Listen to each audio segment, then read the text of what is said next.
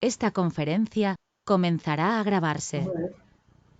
Hola, buenas noches. Bienvenidos a este ciclo de conversatorios en clave psicojurídica. Esta noche estamos aperturando este ciclo especial que van a ser de aquí a cada martes del mes en curso, en donde vamos a estar abocándonos a la temática de la evaluación pericial psicológica en niños, niñas y adolescentes.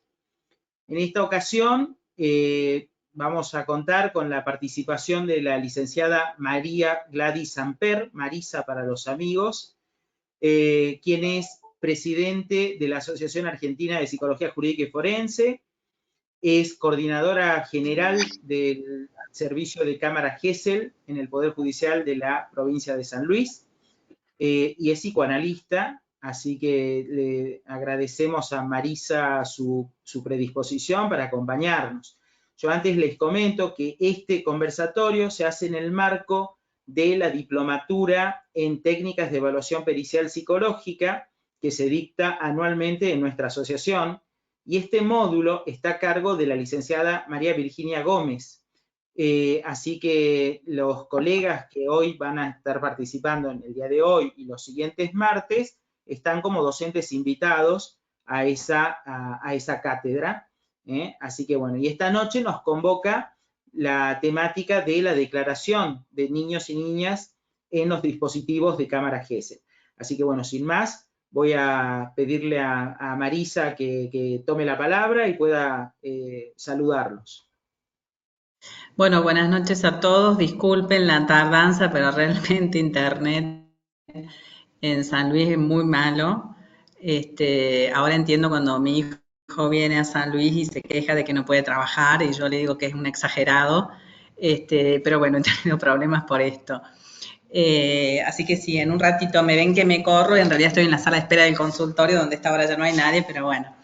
Un gusto igual estar con todos ustedes y espero compartir la experiencia de llevar a cabo esta tarea desde el 2011, en donde, bueno, coordino y todo el equipo y ayudé a conformarlo, a implementar las entrevistas testimoniales, etcétera. Así que me encantaría que pudieran participar con preguntas, ya que existen distintas modalidades en las provincias, en donde por ahí en los cambios en San Luis pasamos del sistema inquisitivo al sistema acusatorio. Yo sé que en Buenos Aires, en Cava aún no, pero en la mayoría de las provincias sí, y esto a nosotros como profesionales nos afecta fundamentalmente en los tiempos que tenemos, más allá de que quien dirige el acto es el fiscal que investiga, y el juez actúa como juez de garantía, garantizando que el proceso sea llevado teniendo en cuenta al imputado y a la víctima. Pero bueno, a nosotros, además de esto, nos afecta en cuanto a los tiempos que tenemos para responder a un pedido de cámara, evaluar informes, etcétera, porque se ha estipulado que desde el comienzo de la denuncia, digamos, inicial, el juez de garantías tiene 4 meses, el fiscal tiene 4 meses para investigar.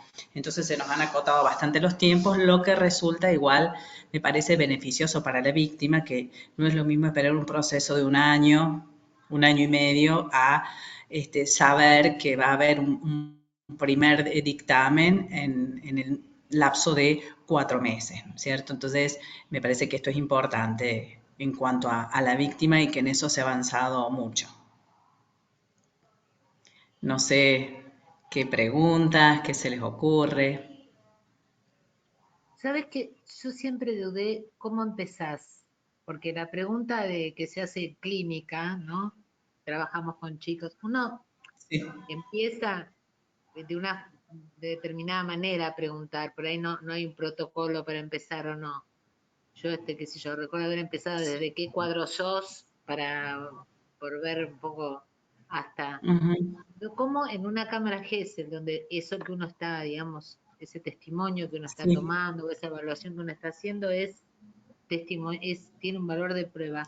¿Cómo encaras a un niño? O sea, Le preguntás si sabe por qué está ahí. Perdón, chicos, vamos Bueno, a muy bueno. tratar Marisa, perdón, vamos a tratar de organizarnos para que se pueda llevar a cabo el conversatorio en el tiempo que tenemos estipulado. Por ahí sería interesante que digamos que los colegas, o sea, que vos hagas por ahí la introducción y después damos ahí el tiempo para las preguntas e intercambios, porque si no vamos a quedar medio cortos, ¿sí? Entonces, Bueno, apuntamos la pregunta de Maro sí. y después vamos tomando las otras No. consultas, pero yo te diría, Marisa, que tratemos de... Bueno. Sí, Vos sí. ahora estás... Sí. La pregunta igual sirve para organizar, ¿no? Porque en realidad es contarles que nuestra intervención comienza con un pedido del juez de garantías que previamente ha solicitado un turno de entrevista en Cámara Gesell con el fiscal que tiene a cargo la investigación de la causa. A partir de ahí a nosotros nos piden un turno y por un sistema que se llama en San Luis Urix, que es informático, nos envían, nos cargan la denuncia, la revisación médica si la hubo y las actuaciones que ya existen en el expediente. Entonces nosotros lo que hacemos es leer la denuncia, leer la revisación médica, etcétera, para ya nosotros empezar a pensar un plan de entrevista. Desde el Vamos no es lo mismo, por ejemplo, hoy tuve que escuchar en declaración testimonial a una nena que el padre está procesado por lesiones graves, que golpeó a su mamá con un martillo, etcétera, la obligaba a ejercer la prostitución, la estuvo secuestrada. Entonces, no es lo mismo escuchar a alguien como testigo. En un punto uno puede decir también es víctima, porque es víctima de esta situación o de esta familia disfuncional, pero nosotros tenemos que pensarnos que la entrevista va a ser como testigo. Entonces, nosotros a partir de esto ya empezamos a pensar en un plan de trabajo, diferente a si es víctima, como de una situación de abuso, de maltrato, trata de personas, etcétera. Trata de personas es un delito federal, pero como en San Luis la justicia federal no tiene Cámara Gesell, nosotras también intervenimos en delitos federales, como digamos, niños que hacen trabajar o trata, etcétera. Entonces, a partir del expediente y de la lectura, hacemos un primer esbozo del plan de entrevista. En el plan de entrevista, nosotros sabemos que vamos a comenzar con los datos, con cosas como decía María Rosa, que no tienen que ver directamente con lo que se va a investigar.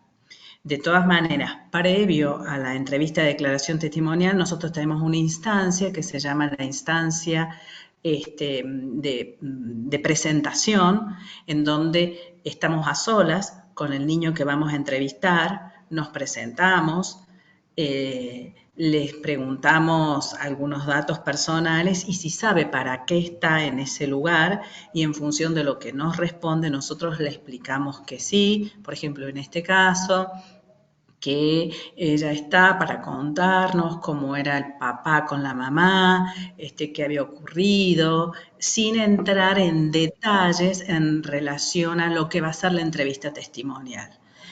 Le decimos quiénes son los actores que van a estar presentes en este acto. La entrevista de declaración testimonial es un acto jurídico, entonces le decimos y le explicamos que nosotros vamos a estar en una sala, que va a hablar solo con nosotros y que del otro lado van a estar quienes están investigando esta causa, que es el fiscal, el juez, el defensor de menores, abogados si lo hubieran, peritos si lo hubieran. Bueno, en relación a los peritos, las provincias tienen por ahí distintas modalidades, porque si la declaración testimonial es una testimonial, algunos consideran que no puede estar el perito de parte porque no es una pericial. Esto depende de los códigos y cómo se maneja en cada provincia. En nuestra provincia a veces los jueces autorizan la presencia del perito de parte del otro lado de la sala o en la sala de observación donde esté ubicada. Una vez que nosotros les explicamos esto al niño, le comentamos o le preguntamos si quiere realizar esta entrevista de declaración testimonial, que está en su derecho de querer hacerla y en su derecho de decir no quiero, como para obtener un consentimiento, que no es el consentimiento entendido desde lo jurídico, pero sí un consentimiento respecto del acto que vamos a realizar. Una vez que nosotros obtenemos este consentimiento, y que evaluamos que además está en condiciones emocionales, porque a veces evaluamos que no está en condiciones emocionales, que está muy mal, que no quiere hablar, que se descompone, etcétera. Una vez que esto ocurre, informamos a quien dirige el acto, al secretario en general de garantía, que vamos a realizar la cámara. Una vez en la cámara, nosotros ya tenemos como en nuestra cabeza pensado cómo va a ser el plan, ¿no? El plan nosotros daría para otra charla, nos capacitamos 2 años, en 2 oportunidades con el doctor Anthony Butler, que es un psicólogo inglés especialista en la toma de declaración testimonial y que ayudó a la redacción de la guía de buenas prácticas de UNICEF. Esta guía contempla cómo se debe en general preguntar y cómo se debe llevar a cabo una entrevista de declaración testimonial. Nosotros nos basamos bastante en esta guía de buenas prácticas porque está firmada y avalada por la JUFEJU, que es la Junta Federal de Cortes, a la cual adhieren casi todas las provincias.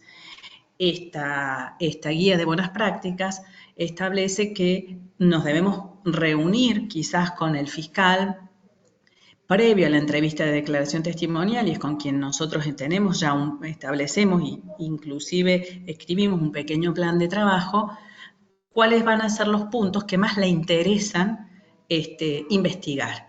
En este caso, por ejemplo, era investigar respecto de desde cuándo era la violencia, cuánto tiempo habían estado aislados, porque, bueno, ellos necesitan ir tipificando el delito, es decir, si hubo violencia, si cuánta hubo, si hubo secuestro o en el caso de un abuso, nosotros sabemos que tenemos que investigar si fue un abuso crónico, preguntarle, cuando nosotros comenzamos con una introducción en donde le preguntamos algunos datos personales. Bueno, a ver, ¿nos querés contar qué pasó? El comienzo debe ser una narrativa libre. En la entrevista previa le decimos que él va a hablar libremente de lo que él quiere explicarnos con respecto a qué le pasó y que después de esta narrativa libre, muy probablemente nosotros vamos a hacerles preguntas. Estas preguntas,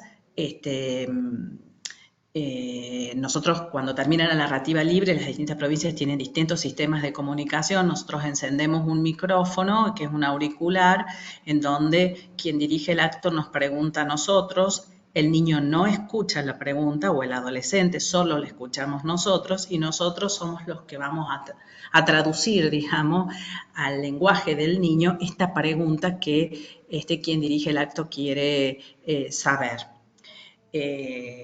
En este plan que yo les decía, que nosotros nos damos un tiempito antes de ingresar a la sala de entrevista, este plan de trabajo, implica comenzar, como le decía María Rosa, con preguntas por ahí respecto de qué edad tiene, cómo está conformada su familia, etcétera, y en donde nosotros es como que establecemos un encuadre. Le volvemos a explicar que él nos va a contar de manera libre lo que le ha ocurrido, que si no nos entiende, nos debe decir que no entendemos, porque por supuesto es un diálogo, yo le hago preguntas, y que si nosotros no le entendemos, nos tenga paciencia, porque para nosotros es muy importante que él nos cuente con la mayor cantidad de detalles posibles, porque nosotros nos tenemos que imaginar como si fuera una película esto que ocurrió. Es decir, el paso a paso de una escena por ahí de violencia o el paso a paso de una escena de abuso,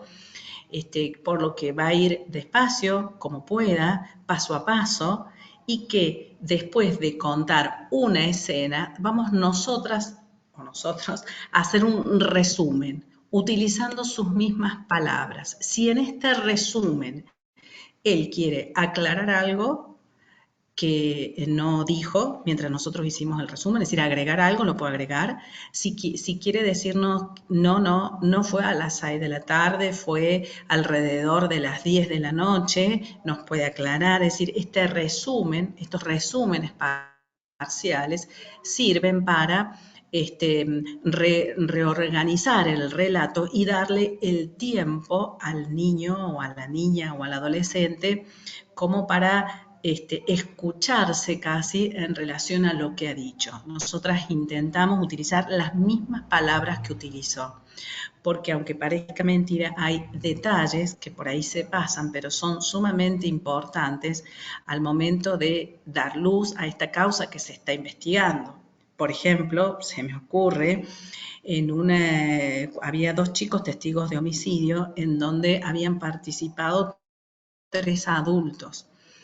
Y el juez lo que quería saber es cuál fue el golpe que le habían realizado a la víctima en la cabeza, en el lado izquierdo, porque ese fue el golpe que le produjo la muerte, y esto era algo que el juez había obtenido por la autopsia. Entonces, esto iba a determinar el autor del hecho, más allá de que lo habían golpeado otras personas a este joven. El golpe que había recibido del lado izquierdo era el que había finalmente provocado la muerte. Entonces, es por esto que es muy importante para nosotros poder leer el expediente, tener una conversación con quien dirige el acto, porque hay detalles que quizás para un psicólogo pueden pasar inadvertidos, pero para quien está intentando tipificar el delito son fundamentales, ¿no es cierto? Para que un juez o un fiscal pueda tipificar un delito, nosotros sabemos que en esta entrevista debemos obtener los siguientes datos. ¿Quién fue el autor o los autores del hecho que se investiga? Con nombre y apellido. Nosotros, por ejemplo, tuvimos una causa en donde era una persona que el chico no decía el nombre, decía no saber el nombre, pero no sé, por esas cuestiones que a veces uno se le ocurren, le pregunto si lo conocía de algún lugar a esta persona, porque nunca dijo el nombre. Entonces él dijo, sí, era el cajero de un supermercado al que voy siempre. Entonces esto permitió dar con quién era el autor del hecho, y que hasta el momento de la declaración testimonial solo existía una descripción física. Es decir, que en esto de intentar saber quién es el autor de un hecho, se le pregunta si lo conoce, que nos puede dar el nombre y apellido, y si ahí vincula, es mi papá, es mi abuelo paterno, etcétera, no necesita más descripciones. Ahora, si no está identificado, sabemos de antemano en nuestro plan de trabajo que una de las objetivos principales va a ser a ver cómo logramos o no identificar a el autor del hecho. Una vez identificado el autor del hecho, el otro objetivo de la entrevista testimonial es tiempo, es decir, en qué momento ocurrió, cuánto fue la duración, es decir, si fue un abuso crónico, un abuso de 2 episodios, porque esto va a agravar o no la tipificación del delito. Si con esta persona además convivía, entonces va a estar agravado por la convivencia, o si esta persona frecuentaba el círculo familiar, era que tenía acceso o no a la víctima. Es decir, que esto tiene que estar presente, el autor, el vínculo con el autor, el tiempo en el que se dio esta situación, es decir, el tiempo, el modo porque en el modo también se tipifica el delito, no es lo mismo un abuso simple, un abuso gravemente ultrajante, un abuso con acceso carnal, un abuso con filmación y presentación de pornografía, etcétera. Entonces, tenemos que ir identificando además la modalidad abusiva o la modalidad que tuvo esta interacción agresiva en donde estamos frente a la víctima o frente al testigo, ¿no? Entonces, tiempo, modo, lugar y posible autor, nosotros sabemos que son los objetivos principales en la entrevista de declaración testimonial.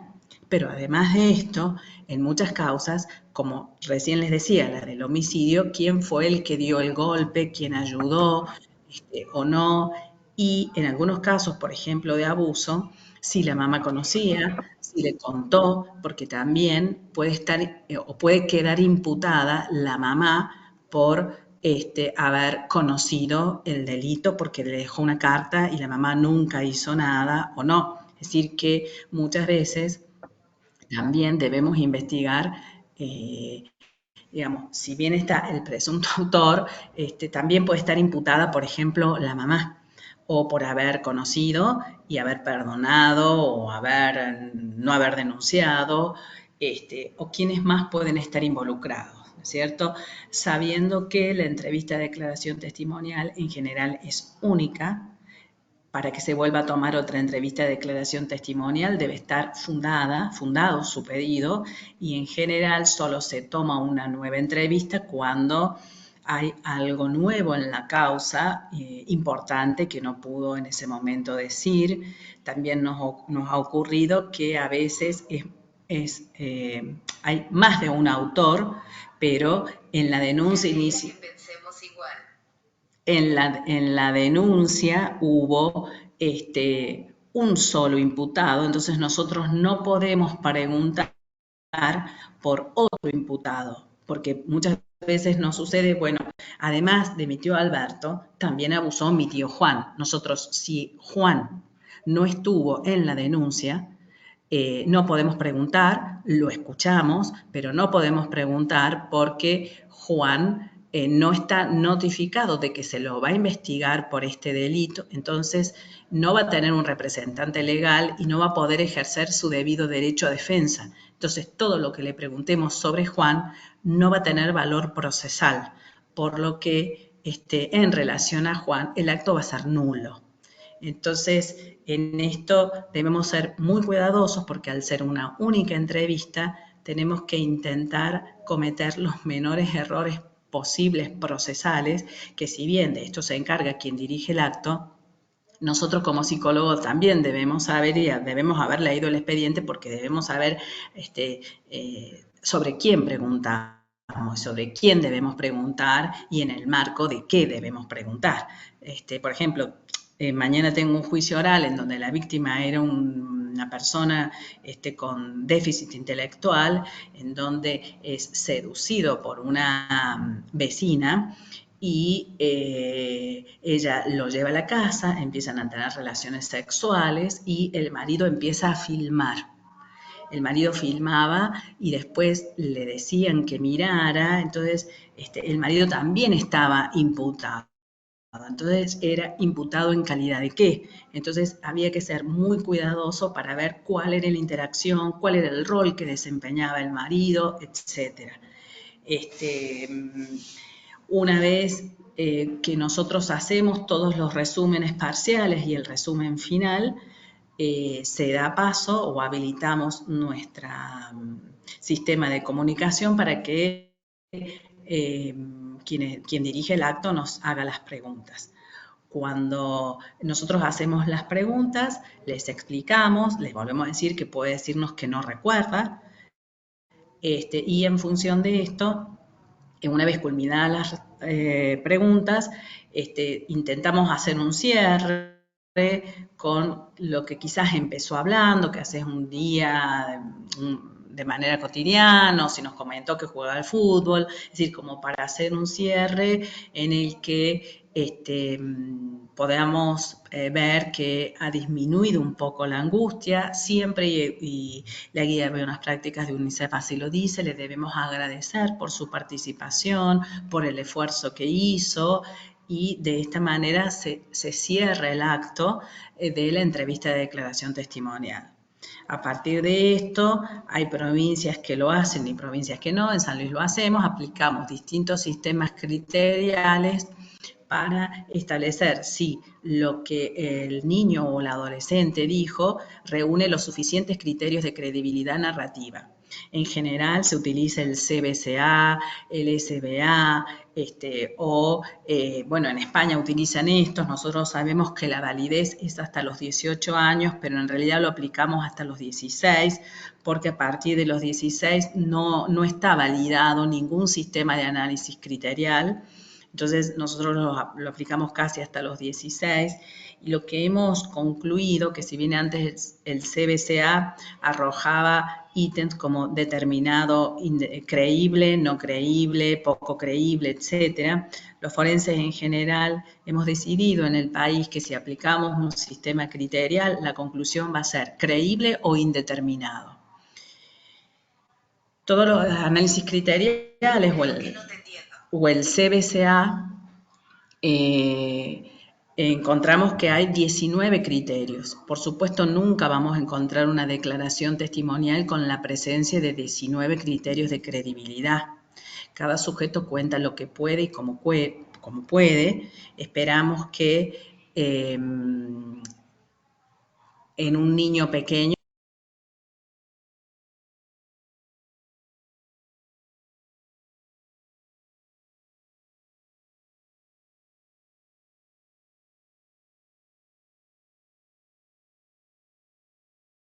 Marisa, a ver, activa el micrófono, Mari.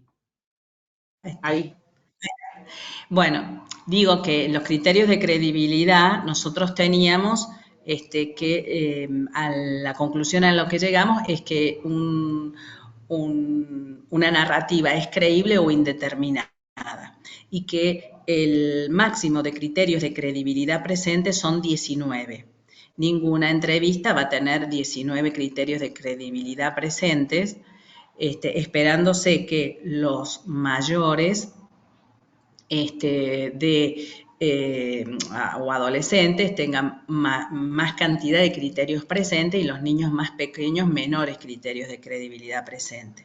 No obstante ello, los 3 primeros criterios se espera que estén presentes, porque son los más importantes, y son que tiene que haber una lógica, es decir, que tiene que contar con lógica los hechos, con una lógica, por supuesto, adecuada a la etapa evolutiva, ¿no es cierto? Que tiene que ser un relato poco estructurado, es decir, que si uno le hace la misma pregunta pueda contarlo de diferentes maneras. Cuando un relato es contado de la misma manera y de manera rígida, por ahí nosotros empezamos a pensar que quizás es algo que la mamá le dijo o que el papá le dijo, entonces repite de la misma manera y no puede salirse temporalmente de lo que está contando.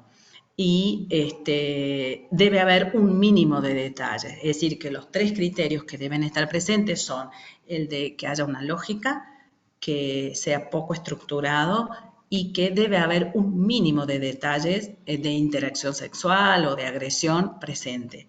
En estos mínimos de detalles tiene que poder decir, por ejemplo, que fue a las 10 de la noche, que comenzó diciéndole que estaba bonita y que si quería acercarse para ver lo que él estaba viendo, entonces que ella vio desde su celular y que desde su celular vio personas desnudas, cómo eran estas personas desnudas o no. Es decir, que paso a paso que uno tiene que ir haciéndolo, recordar, tiene que estar presente, porque van a ser criterios muy importantes para nosotros al momento de informar sobre la credibilidad o que un relato es indeterminado. Por supuesto que nosotros siempre hacemos la salvedad en nuestros informes, que si un relato es indeterminado, no implica necesariamente que el hecho no haya ocurrido, simplemente que lo contó de tal manera que no reúnen los criterios de credibilidad, o quizás no ocurrió, pero nosotros no podemos asegurar. Por otro lado, también esto de que cuando nosotros hablamos o informamos sobre una narrativa, hablamos de criterios de credibilidad y no de veracidad, porque quizás una situación, el niño o el adolescente la cuenta de una manera que es como la vivió, pero no fue como los hechos ocurrieron. Por ejemplo, puede que la violación que ocurrió por un colectivero a una adolescente de 14, que fue una nena que vi hace poco, la niña dice que estuvo en el final de la parada como 1 hora y media y por las cámaras se pudo ver que en realidad estuvo 20 minutos, esto no invalida el hecho. Quizás para ella ese tiempo transcurrido violento dentro del colectivo fueron 1 hora y media, pero adentro estuvo 20.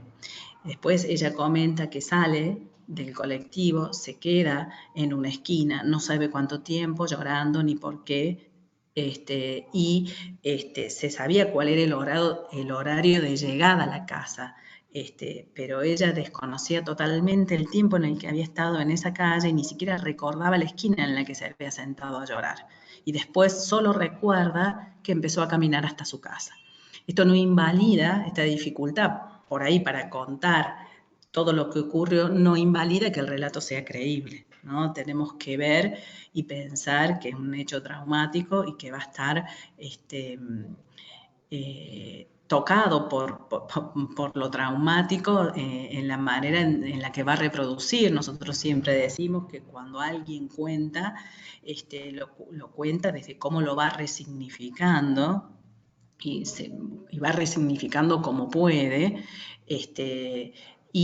Bueno, las neurociencias dicen también que en general se cuenta como la última vez que se lo contó. Por esto es que además nosotros apoyándonos en esto decimos que la entrevista debe ser única porque seguramente la próxima vez que cuente no va a ser igual y ya va a haber contaminación. Es decir, que nosotros sabemos que recibimos a un niño que nos va a contar algo en donde va a haber siempre un punto varios aspectos en donde su relato va a estar contaminado, porque no se reproduce como si fuera una filmación. El niño cuenta desde lo que le impacta, desde quizás la palabra que el padre le agregó a algo que él no tenía la posibilidad de ponerle palabras. Por esto es que se estipula que no deben pasar más de 10 días entre la denuncia y la cámara. Muchas veces porque tenemos la agenda saturada pasan más de 10 días, pero bueno, nosotros ya sabemos que vamos a tener un relato contaminado. Dentro de esto, ¿cómo podemos hacer para que obtener el relato con la mayor precisión posible y sabiendo que nunca va a ser una réplica de lo que verdaderamente ocurrió? Bueno, finalizado esto, se elabora un acta con todos los presentes y algunas provincias establecen que otra persona realice la pericia. En nuestro sistema lo hacemos la misma que tomó la Cámara para no revictimizar, pensando que se estableció ya un vínculo con este niño, niña o adolescente. Entonces nosotros hacemos también una valoración pericial con distintas técnicas de acuerdo a la causa, a la edad, a la capacidad de comprender. Bueno, también como en todas las provincias tenemos como, digamos, muchas causas en donde la víctima es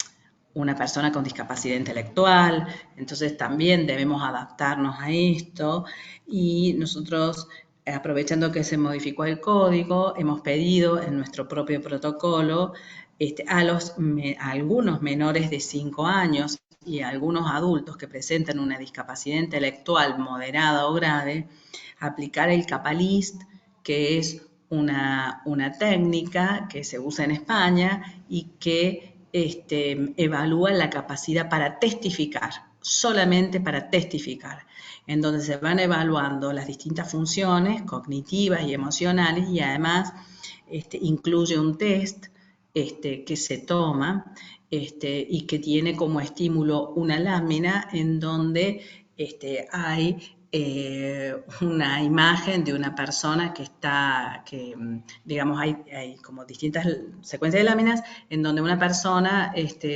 rompe un vidrio, etcétera, dos niños jugando y otro como mirando. Entonces, en función de cómo imagina esta escena, reproduce, etcétera, se termina de evaluar la capacidad para testificar, porque también tenemos que tener presente que tiene que comprender lo que es el concepto de mentira, el concepto de verdad, algo que por ahí en los niños pequeños es muy difícil poder comprender que quizás lo que están recordando es algo que les pasó o algo que la mamá le puso palabras. Entonces, me parece que también se evalúa la sugestionabilidad dentro de la capacidad para testificar, ¿no es cierto? A nosotros es muy provechoso poder evaluar la capacidad para testificar en las poblaciones de niños menores de 5 años y con déficit intelectual. Es como otra herramienta que nos parece importante poder tener y con la cual podemos contar porque está validada. Es decir, no es una herramienta que no esté validada. En España se usa y está validada y justamente mide esta capacidad para testificar. Bueno, no sé, ya llevamos un tiempo y no sé, Gabriel, cuánto tiempo tenemos, qué preguntas quieren ir haciendo. Si quieren ir haciendo alguna pregunta, si tienen alguna duda. ¿Me escuchan? Sí. No sé si me quieren hacer alguna pregunta y yo me levantan la mano y abro el micrófono. No sé si Gabriel se fue.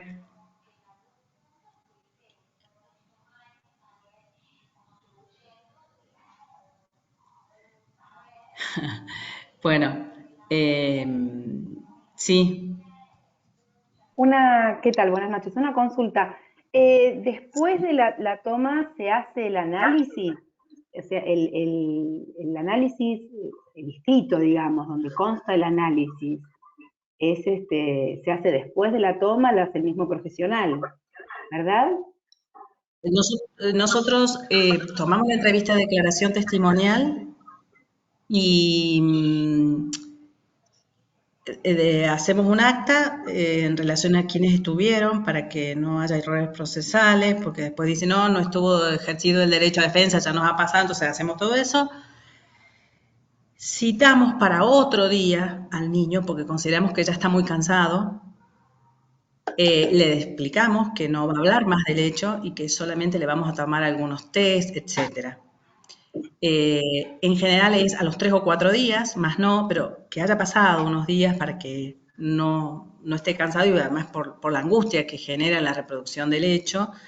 Y nosotros, si no hay urgencia, en cuanto a plazos procesales, hacemos el informe con los dos momentos, es decir, uno de análisis criterial y otro del estado psicológico, porque en realidad el segundo nos ayuda mucho también, ¿no? para cotejar. Por ejemplo, hace poco fui a un juicio oral en donde la nena había sido abusada por su papá, que era policía, con lo que es un agravante, 34 años, un abuso sexual crónico, etcétera. Estaba imputada la madre, también estaban los dos procesados, cuando ella ingresa a la sala previa de espera, había un oso. Entonces ella me pregunta si podía entrar con el oso a la declaración testimonial. Le dije que sí. Sí, por supuesto. Le digo, ¿por qué querés entrar?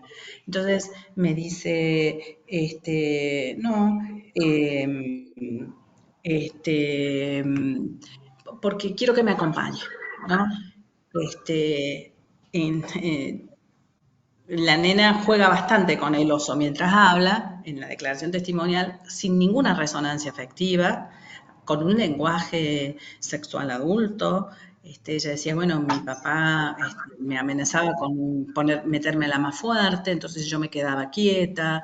Esto terminaba cuando le sale esa cosa que le sale a los hombres, es decir, como naturalizada las relaciones sexuales. El examen de la forense había dado acceso carnal, escotaduras de vieja data, etcétera.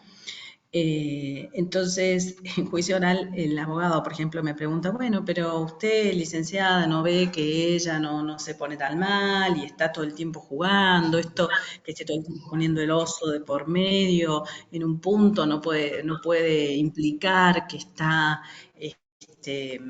como mintiendo, o quizás no contando cómo ocurrieron los hechos, porque se tapa, como con vergüenza.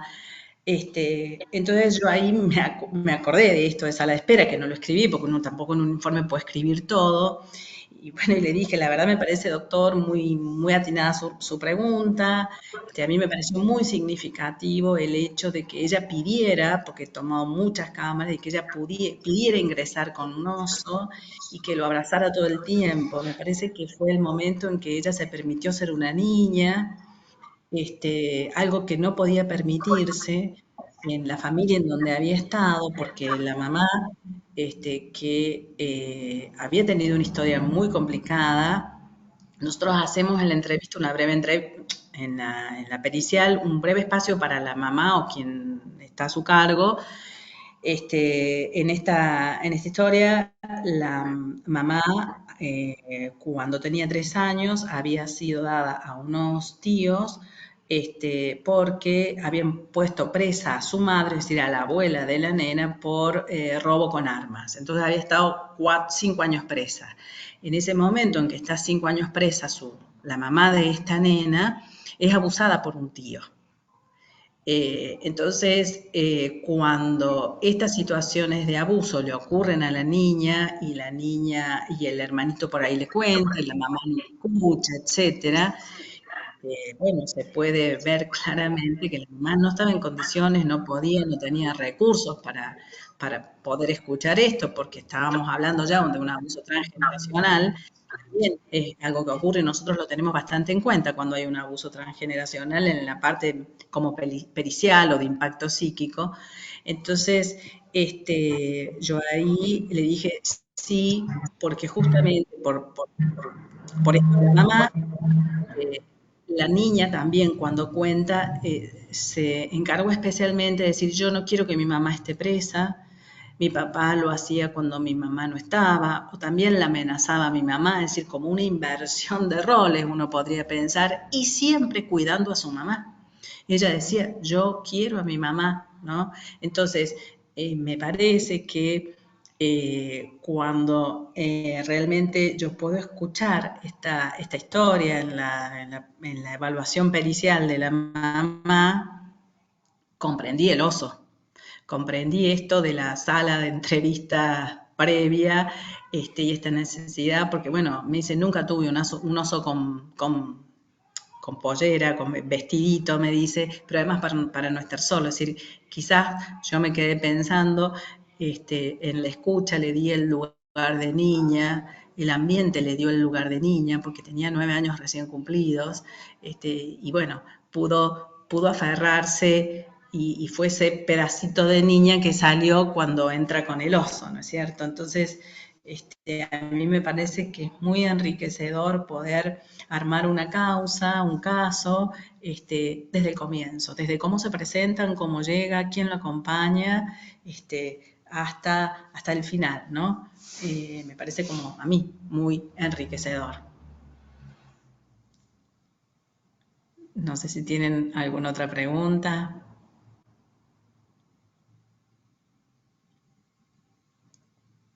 Si ustedes levantan la mano, yo habilito.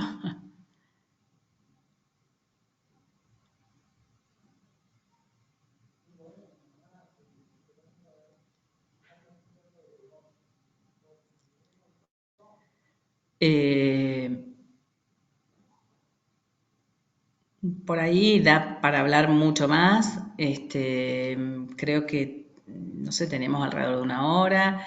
A mí me parece un desafío, me parece muy importante si además la mamá escucha y si tenemos tiempo hacer una pequeña devolución, porque me parece que puede cambiarle la historia a un sujeto. Y esto es como para cerrar una anécdota. Después de tomar una entrevista en Cámara GESEL a 2 nenas de 5 y 6 años, donde estaba imputado el padrastro, que era un pastor evangélico, la mamá no creía que esto había ocurrido. Las revisaciones médicas de una de las nenas daba que había intento de acceso, etcétera. Entonces, lo que ocurrió fue que ella me dijo, bueno, no me parece, licenciada, no creo, si hubiera sido, yo me hubiera dado cuenta, etcétera. Yo hago mi informe, me toca la puerta, o sea, a los 20 días, viene con la abogada, y la abogada del imputado, ella había llevado a las nenas a la cárcel a verlo al papá, al padrastro, porque era la pareja, no el papá de estas nenas. Entonces, cuando ella viene con la abogada, la madre empieza a hablar y explicar por qué ella pensaba que no era su pareja, ¿no? Entonces, habla, sin parar. Entonces, yo empiezo como también a hablarle. Entonces ella, como a propósito, ¿no? Viendo que ella no paraba, pero que se había ido a golpearme la puerta era porque quería escuchar otra cosa. Entonces cuando ella me dijo, no señora, porque fue de esta manera, cuando usted llegó, no recuerdo lo que le dije, entonces la mamá me dijo, pero ¿usted me está escuchando? Entonces yo le dije, ¿y usted escuchó a sus hijas? Entonces la abogada me miró, la madre me miró, le digo, señora, yo creo haberlas escuchado. Le espero si quiere venir en otro momento, doy como por cerrado esto. Al mes y medio, la mamá me golpea la puerta, me dijo que volvió a hablar con la más grande y que le escuchó, y que le creyó, y que me agradecía, ¿no? Esto es, por supuesto, en la medida en que uno tiene tiempo, en que está dada la posibilidad, en que el otro además quiere escuchar, porque muchas veces no escuchan, se cierran, porque escuchar implica asumir una serie de cuestiones, ¿no? Por esto es que, bueno, me parece que sirve, me parece que uno puede cambiar muchas cosas y que puede ser muy útil ofreciendo pequeñas intervenciones o bueno, cuando se da la posibilidad de escucha o de derivar, etcétera.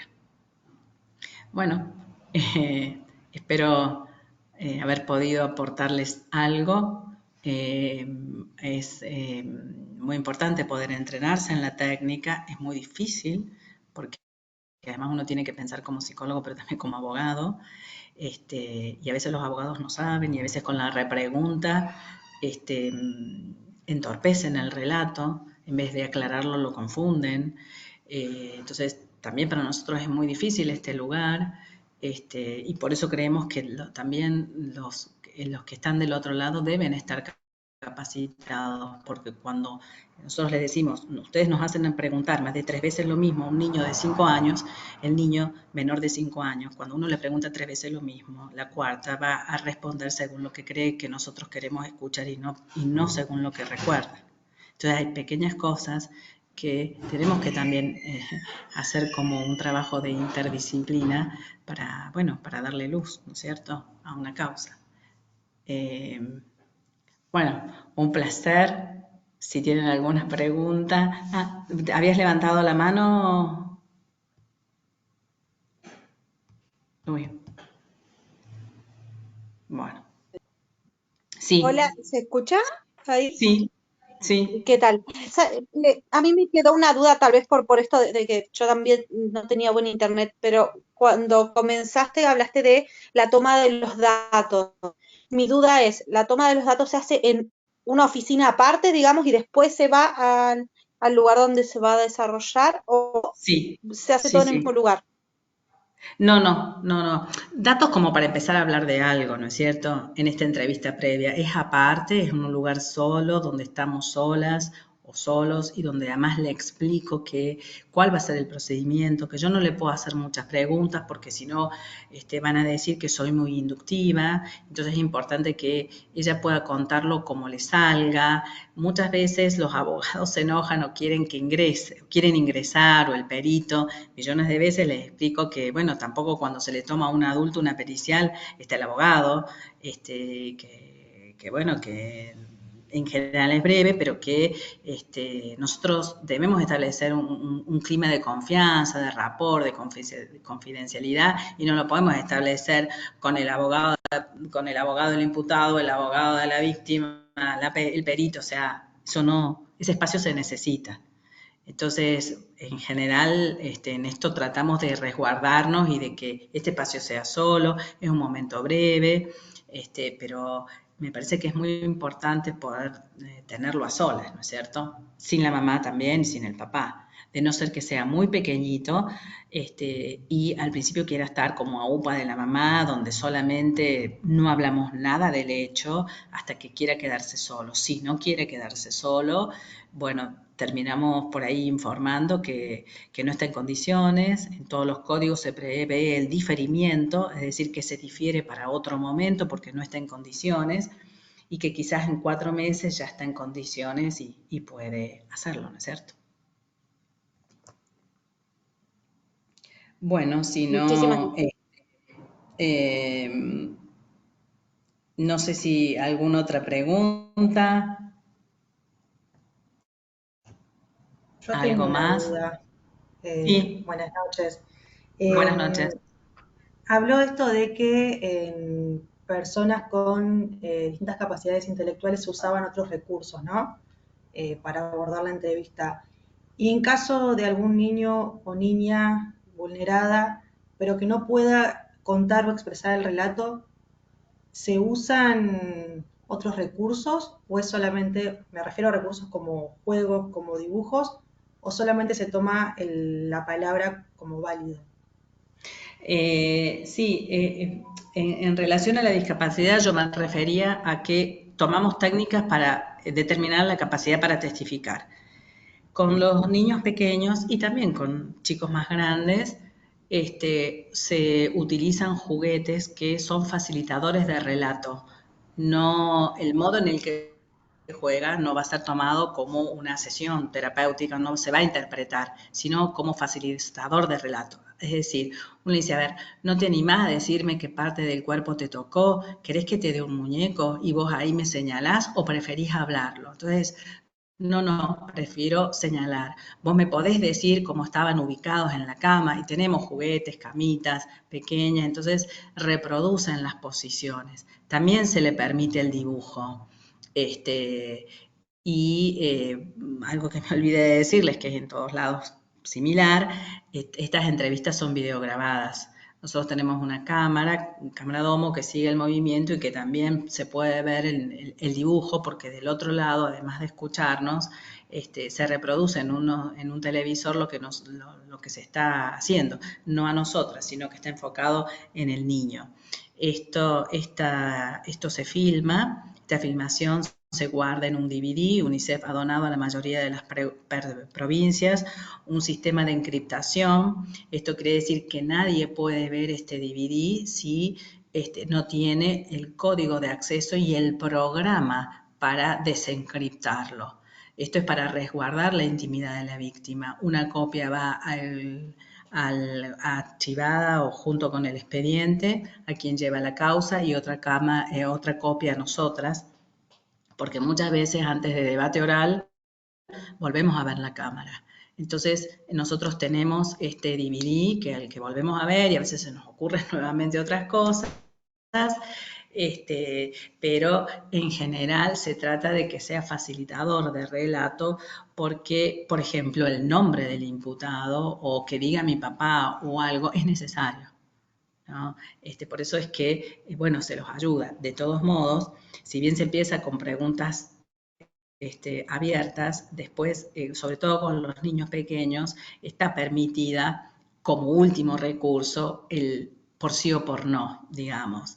Pero cuando vos recordás si estaba la mamá presente o no estaba presente. Es decir, al final se preguntan si quien dirige el acto así lo considera, que haya preguntas por sí o por no. En general yo espero la repregunta de la sala de observación, no empiezo con la pregunta por sí o por no cuando los niños son pequeños, para que si después toma debate oral yo pueda decir, bueno, no fue mi pregunta, la hice porque quien dirigía el acto me ordenó que así la hiciera, ¿no es cierto? Pero con niños pequeños muchas veces es un poco más dirigida tomando algo de lo que dijo, no es algo que a uno se le ocurra, pero siempre va de abierta a más como estructurada y finalmente un poco más focalizada en algunos aspectos, ¿no es cierto?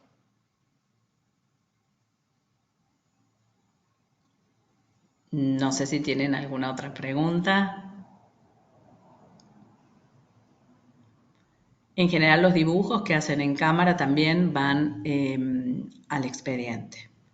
Por ejemplo, cuando hacen un croquis, en los casos de homicidios son muy importantes, un croquis del lugar, dónde estaba parado, dónde no estaba parado, en qué momento o desde dónde sintió el disparo, para, bueno, de acuerdo al tipo de delito que se investiga hay aspectos más importantes, ¿no? En general el homicidio es muy importante, el lugar, si se escuchó, a cuánto, cómo escuchó, cómo fue el disparo, dónde estaba, quién cayó primero, cuál fue el que cayó primero, quién cayó después. Entonces, por ahí los niños no pueden, o por ahí inclusive hacen la mímica, ¿no? Yo recuerdo unos niños, testigos de homicidio, que yo no le entendía y la nena se para y me dice, ¿querés que te lo explique? ¿Querés que me pare y que te diga cómo hizo el de rulitos y cómo se movió el otro, el de gorra azul? Entonces, cuando yo le dije que sí, ella hizo la mímica. Y fue mucho más esclarecedor porque, digamos, al escucharla, no, la verdad yo no la entendía mucho.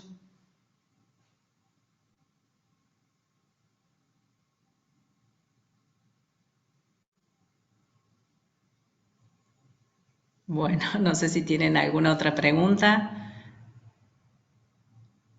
Me encanta que hayan participado, que hayan preguntado.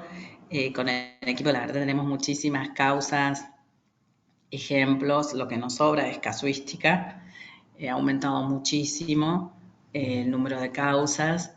Tenemos las agendas totalmente llenas hasta principios de octubre, con lo cual no se cumple el plazo de los 15 días, pero bueno, nosotros no lo manejamos nosotros, no nombran más recursos, trabajamos con esto. Pero bueno, para mí es un trabajo muy, muy lindo y siempre es un desafío cada cámara. Si me preguntan cuáles son las que menos me gustan, en general las de impedimento de contacto, que es un delito penal y es cuando alguno de los papás impide el contacto con el otro, porque realmente uno ve como el niño es rehén de esta situación y no puede inclinarse para un lado o para el otro, y es una angustia terrible y bueno, en mi caso pienso, pobre niño, tener que estar acá en este tironeo y en estos impedimentos de contacto. Me parece terrible, todo es terrible, pero me resulta difícil porque los niños ahí, al no ser víctimas o testigos, les cuesta muchísimo hablar, no saben qué decir porque están cuidando a la mamá, al papá, a los dos al mismo tiempo, entonces son cámaras muy difíciles, desde ese punto de vista, ¿no? El sufrimiento por ahí, por supuesto, puede ser mayor en un abuso, en homicidios, pero el impedimento de contacto es muy difícil porque cuesta mucho que el niño hable con espontaneidad y con lo que siente o lo que piensa. Bueno, ha sido un placer. Por ahí nos volvemos a encontrar en algún otro curso. Si no tienen más, los despido con un beso y bueno, me gustó mucho compartir este conversatorio con ustedes. Muchas gracias, buenas noches. Los dejo. Chao, chao.